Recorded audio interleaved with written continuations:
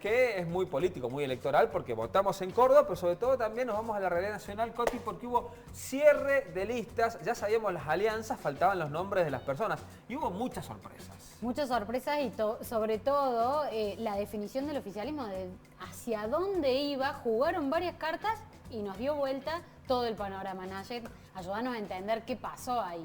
Completamente venimos con muchísimas sorpresas, como habrán visto, y yo creo que la definición del oficialismo de ir con una lista de unidad, de apoyar la candidatura de Massa, tuvo que ver con poder ser competitivos en esta elección, ¿no?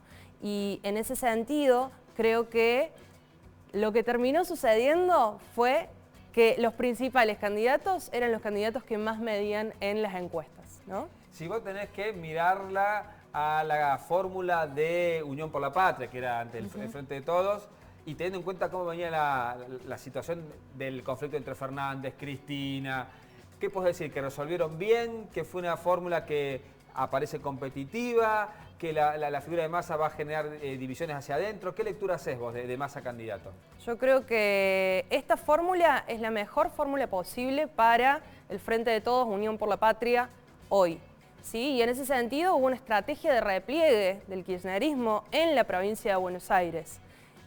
¿Por qué? Porque bueno, decidieron concentrar sus fuerzas ahí, que es donde están bien, que es donde Kicillof tiene las posibilidades de ir por un segundo mandato y dejar la política nacional no en manos de otros actores, pero sí que encabecen esta fórmula actores de un peronismo quizás o de sectores más moderados con mucha más posibilidad de competir en la elección. Yo creo que quienes piensan que el kirchnerismo no jugó en la definición de este cierre de listas están muy equivocados. Creo que hay una jugada clara de Cristina, de ir por detrás, que ya lo viene advirtiendo hace muchos meses, y de refugiarse en la provincia de Buenos Aires para presentar la mejor fórmula posible a nivel nacional. ¿Qué significado tiene la jugada de Guado de Pedro, de Grabois a último momento? ¿Cómo la entendemos a esa jugada? Yo creo que esa jugada tuvo que ver con poder presentar a algún candidato por parte del oficialismo en un momento en el cual había muchísima incertidumbre. Mientras tanto, se estaban terminando de definir un montón de cuestiones internas.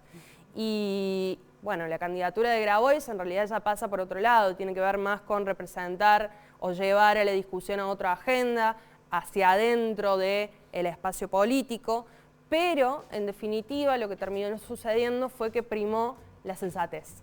¿Por qué? Porque eran candidatos, en este caso Guado de Pedro, que si bien le caía muy bien el kirchnerismo, no estaba en condiciones de competir teniendo al frente a un Larreta, Bullrich, Milei. Es muy distinta la interna de Unión por la Patria que la de Juntos por el Cambio, ¿no? Porque va a ser Massa y Grabois, que son muy diferentes, pero sí, que uno parece que es el candidato que tiene casi todas las chances, que es el candidato de la unidad, y otro candidato que quizás tensiones desde lo ideológico, pero no de lo electoral.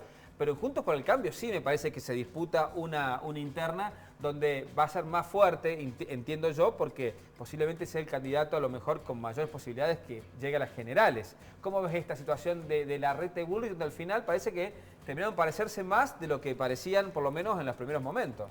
Completamente, la interna de Juntos por el Cambio es muy competitiva, a diferencia de Unión por la Patria, que la candidatura de Grabois en realidad no tensiona mucho la victoria de Massa hacia dentro de ese espacio, pero sí en Juntos por el Cambio hay una leve tendencia a favor de Larreta. Quizás en estos últimos días hay que ver cómo se reconfiguraron las movidas, la visita de Patricia ayer a Córdoba, eso también puede llegar a haber tenido algún tipo de impacto en la opinión pública. Vamos a terminar de verlo en los próximos días. ¿Y con quién le conviene a Massa competir? En el caso de que se quede Massa como candidato, ¿le conviene con Bullrich o con Larreta?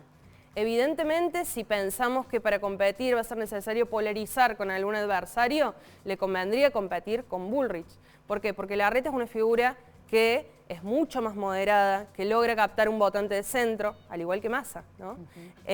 Bullrich, por otro lado, ya lo veníamos conversando, comparte un núcleo ideológico con Milei, comparte un discurso, entonces si lo miramos en términos del espectro tradicional de izquierda y de derecha, está bastante más a la derecha, aunque sea en lo discursivo, ¿sí? Si vemos la foto que va a dejar entonces las PASO y vemos candidatos con posibilidades de sacar buenos resultados, y hablamos de Larreta, hablamos de Bullrich, hablamos de Massa y podemos hablar de Milei, ¿el menú es más o menos de derecha o más o menos de centro, pero todo de derecha? No me animaría a decir que es todo de derecha. Creo que sí estamos en otra época en la política argentina donde los liderazgos de la llamada izquierda popular hoy no están teniendo, digamos, viabilidad a nivel nacional para competir y en ese sentido se está reeditando, se está resignificando. Creo que lo que está corrida de la derecha quizás es la agenda política, no tanto la agenda de la ciudadanía. Cuando vamos a las opiniones de la ciudadanía, y esto lo están mostrando los últimos estudios, la gente no quiere menos Estado, la gente quiere más Estado, la gente quiere salud pública, la gente está de acuerdo con las políticas públicas en materia de educación, en materia de género.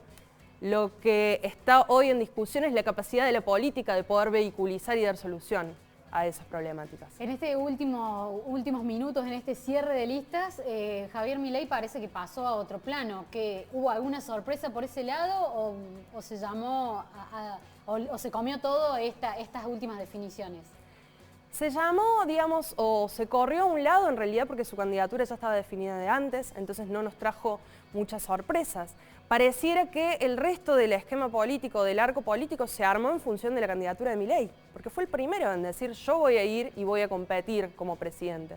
Entonces en ese sentido no nos trajo novedades, pero sí el resto estaba muy atento y atenta a cuáles eran sus distintos movimientos y por supuesto que como venimos mencionando desde hace ya varios meses, hay un escenario de tercios en el cual los tres principales espacios políticos, siendo La Libertad Avanza, Juntos por el Cambio y Unión por la Patria, tienen posibilidades de competir. Milei en las provincias no pegó, no está sacando resultados. Igual sigue siendo una pieza competitiva a nivel nacional de lo que ustedes ven en las encuestas.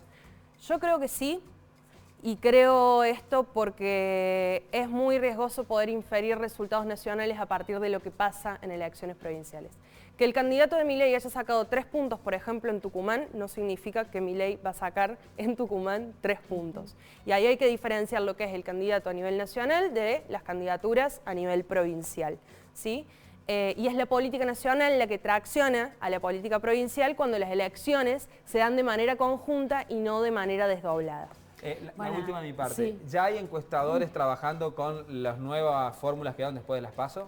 Seguramente ya hay encuestas que se están realizando. Por el momento no he visto ninguna encuesta publicada, pero apenas tengamos nuevos resultados vamos a estar viendo qué es lo que dice la opinión pública al respecto. Queda un montón de trabajo por delante, vamos a ir viendo cómo cada uno se empieza a mover en el territorio, en la escena pública. Gracias, Nayet, por pero te sacamos el jugo esta vez, ¿eh? Y no te vamos a dejar que te vayas este año. Quedan 4 elecciones todavía. Nos queda un montón por hablar. Gracias, Nayet. Gracias a ustedes, chicos.